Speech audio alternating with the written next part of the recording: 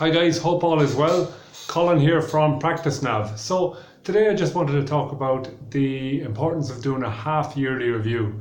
A lot of people start off at the beginning of January and they kick off and they think, oh yeah, we're going to do this, this and this throughout the year.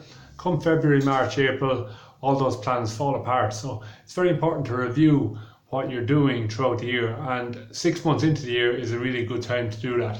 So I've put together 5 little tips in the blog this week, and we're basically looking at just reviewing your systems is the overall premise with this type of thing. So the first one is do a numbers review. So basically you might be looking at, right, at the start of the year you wanted to see 130 patients a month, you wanted to work 4 days a week, and you wanted to charge €50 a session.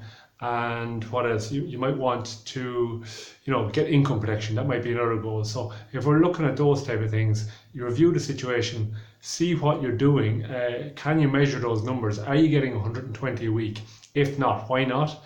Are you working more than 4 days a week, which you said you would? Maybe you plan to do 4 8-hour days, 2 lates, 2 earlies, and that was it. Is that still the case? So it's good to review the type of situation with that and see where it's at. And getting your KPIs with that one as well. So they're always saying, if you can't measure it, you can't manage it. So make sure you're doing your KPIs and you're reviewing your numbers each month.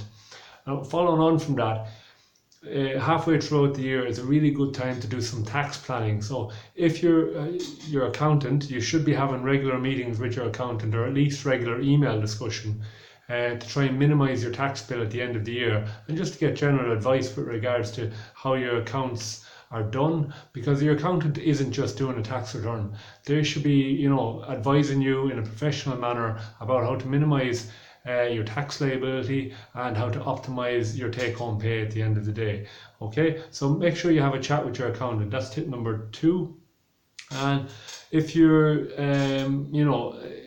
going flying overseas, or you're doing anything important, you do a systems check. So if you're looking, right, look at all your contracts. How are they? Look at your lease agreement. What way is that? Is your computer system up to scratch? Try and minimize the thing where it's broken before you go to fix it. So doing a regular system check, and every 6 months, you maintain your car after every 10,000 kilometers. So you should do it with your business as well. So, checking all your lease agreements, checking the agreements you have in place with people, checking your direct debit expenses from your bank account is a big one, because it's very easy to sign up for something and then not realize that you're paying for it and not using it. So really important tip, that one, is to check the expenses on it. Because with that, it's always better to look at prevention rather than trying to get a big shock when you have to go buy a new computer or something. Yeah.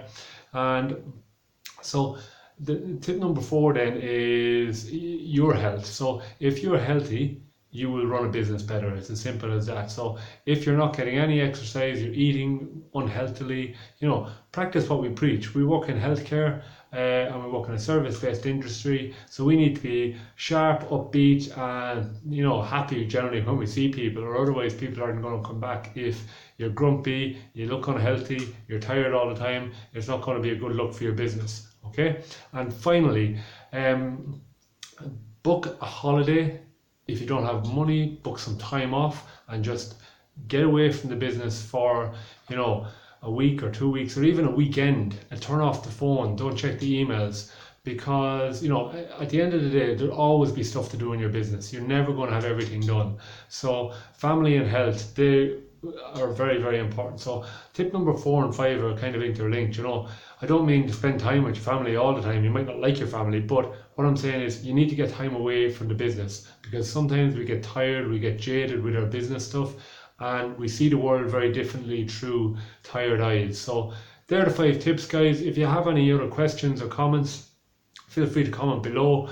Any questions, info@practicenav.com, and check out our latest blogs. Get involved in a Facebook group, in a conversation there. Throw up a question or invite someone else. And yeah, we'd love you to do our free audit as well. So, and also we always have some CPD courses coming up. I think the next one maybe in September. So check that out on our website, and we'll go from there. Thanks very much.